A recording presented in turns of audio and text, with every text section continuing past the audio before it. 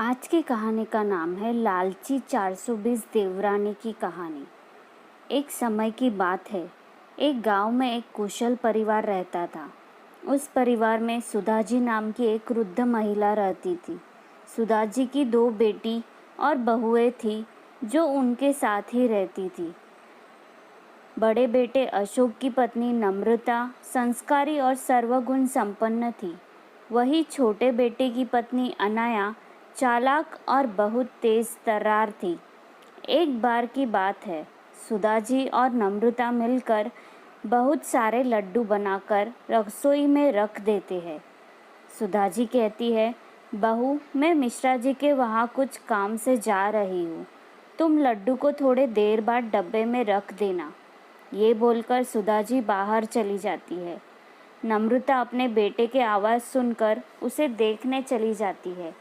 तभी अनाया रसोई में आते ही शुद्ध देसी घी के लड्डू देख उसके मुंह में पानी आ जाता है और एक लड्डू खा लेती है। अनाया कहती है, वाह, इतने इतने स्वादिष्ट लड्डू मैंने कभी नहीं खाए। एक काम करती हूँ, सारे लड्डू डिब्बे में रख लेती हूँ और एक प्लेट में ही छोड़ दूँगी, जिससे किसी को मुझ पर शक भी नहीं होगा और मैं आराम से खा पाऊँगी। वह लड्डू की प्लेट उठाकर एक डिब्बे में भरकर चुपके से अपने कमरे में ले जाती है और प्लेट में एक लड्डू वही छोड़ देती है। अपने कमरे में जाकर अनाया पेट भरकर लड्डू खाती है। पेट भर जाने पर वह लड्डू के डिब्बे को छुपा देती है। नम्रता अपने बेटे कार्तिक को सुला रही थी। तभी सुधाजी घर आ जाती है। कहती है, नम्रता, अरे ओ नम्रता। नम्रता सास की आवाज़ सुनकर भागी हुई आती है। जी माँ जी, बुलाया आपने? बेटा, ज़रा चाय बना देना और हाँ, लड्डू भी ले आना, 1-2 खा लूँगी। नम्रता रसोई में जाती है और लड्डू का खाली प्लेट देखकर चौंक जाती है। नम्रता, लड्डू कहाँ गए? मैंने तो डिब्बे में भी नहीं रखे। प्लेट में तो एक ही लड्डू है। अभी माँ को बताती हूँ। नम्रता सुधाजी को जाकर बात बता देती है। माँ जी, लड्डू रसोई में नहीं है। मैंने वही रखे थे, पर अब नहीं है। सुधाजी कहती है, क्या? लड्डू तो तेरे सामने ही बनाए थे, फिर कहाँ गए? नम्रता कहती है, पता नहीं माँ जी, कार्तिक रो रहा था तो मैं कार्तिक के पास चली गई। उसे सुलाकर अभी आपकी आवाज़ सुनकर आ रही हूँ। सुधाजी रसोई में जाती है। अनाया लड्डू से भरा मुंह जल्दी जल्दी साफ करती है और रसोई में आती है। क्या हुआ मम्मी जी, आप गुस्से में क्यों हो? सुधाजी कहती है, बहू, यह लड्डू की प्लेट रखे थे। अब देखो, इसमें एक ही लड्डू बचा है। पता नहीं किसने खाया। शुद्ध घी के लड्डू थे। तभी अशोक और राहुल भी आ जाते हैं और रसोई से लोगों की बातों को देख दोनों रसोई की ओर जाते हैं। अशोक अपने माँ से मजाक में कहता है, क्या हुआ माँ, क्या हुआ? किस गहन विषय पर चिंतन चल रहा है? सुधाजी कहती है, अरे देखो ना बेटा, शुद्ध घी के लड्डू बनाए थे, पता नहीं कौन खा गया। अब इसमें एक भी नहीं है।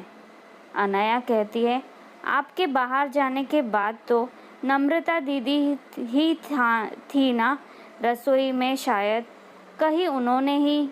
नम्रता कहती है, अनाया, ये क्या बोल रही हो तुम?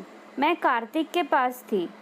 सुधाजी और घर के सभी सदस्य अनाया की बात पर विश्वास कर लेते हैं और नम्रता के खिलाफ हो जाते हैं। सभी नम्रता को खूब सुनाते हैं तो वो रोने लगती है। अनाया बहुत खुश होती है।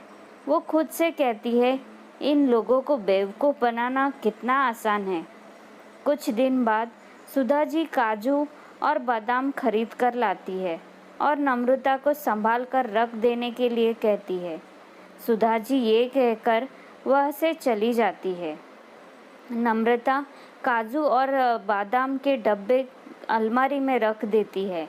अनाया काजू बादाम का डिब्बा देख लेती है और रोज़ मुट्ठी भर भर के खूब काजू बादाम खाती है और इसी तरह एक ही हफ्ते में काजू बादाम खत्म हो जाते हैं। सुधा जी कहती है, अरे नम्रता, तुझे काजू बादाम लेकर दिए थे तो तू तो दिखा भी नहीं रही है, कहीं रख दिए, हमें भी दिखा दे, हम भी दर्शन कर लेंगे, या मंदिर में रख कर पूजा करेगी तू? नम्रता कहती है, जी माँ जी, अलमारी में रखे हैं, मैं अभी लेकर आती हूँ। ये बोलकर नम्रता रसोई में जाती है और काजू बादाम का डिब्बा निकालती है, पर डिब्बे में तो काजू बादाम नाक के बराबर थे। ये देखकर नम्रता चौंक जाती है और रोने लगती है। नम्रता के रोने की आवाज़ सुनकर सुधा जी और घर के सारे सदस्य रसोई में आते हैं। नम्रता को रोता देख सुधा जी बोलती है, अरे क्या हुआ, रो क्यों रही हो? माँ जी, काजू बादाम यही रखे थे, पता नहीं कहाँ गए। सुधा जी कहती है, क्या 4 दिन पहले ही तो लाई थी काजू बादाम का डिब्बा और ख़त्म भी हो गया। अनया अपनी चोरी छुपाने के लिए फिर नम्रता पर इल्ज़ाम लगा देती है और कहती है, नम्रता जी, खाने का मन था तो खाइए, लेकिन ऐसी चोरी करना ठीक नहीं है दीदी। सुधा जी कहती है, पता नहीं इस घर में क्या हो रहा है, खाने की भी चोरी। अरे बहू, थोड़ा बहुत दूसरों को भी चखा दिया करो, इस घर में और भी लोग रहते हैं। यह बोलकर सभी चले जाते हैं। नम्रता रोने लगती है। कुछ दिन बाद अनया की दोस्त रिया का फ़ोन आता है। हेलो अनया, कैसी हो? मैं ठीक हूँ, और तुम बताओ, इतने दिनों बाद कॉल किया। रिया, घर के काम में ना बिज़ी रहती हूँ, चलो ना हम दोनों कल मिलते हैं, शॉपिंग करेंगे, खाएंगे पिएंगे।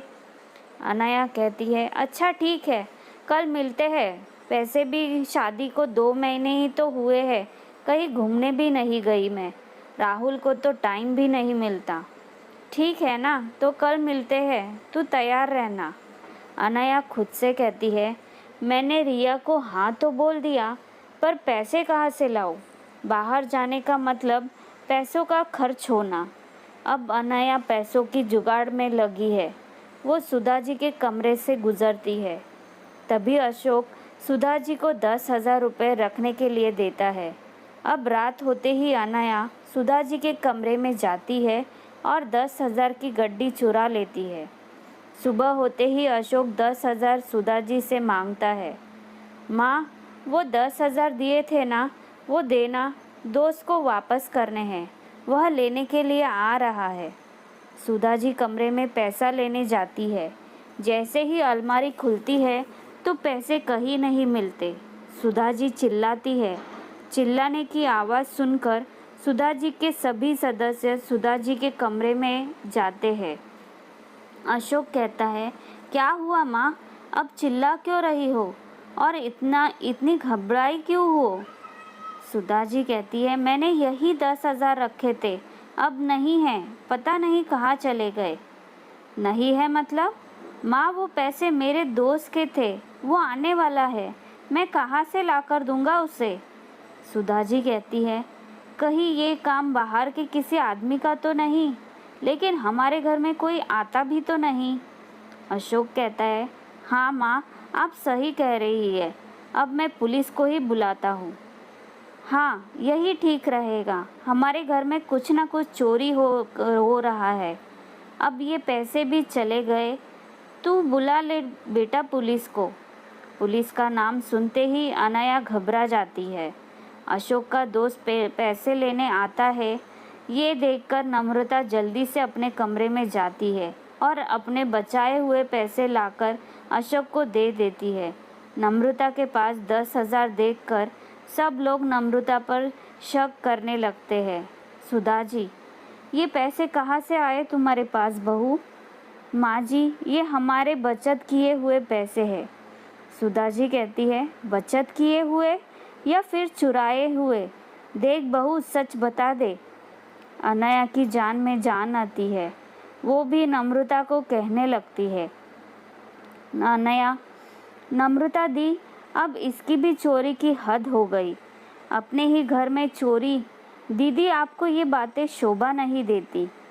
तभी पुलिस आ जाती है और पुलिस को देखकर अनया घबरा जाती है।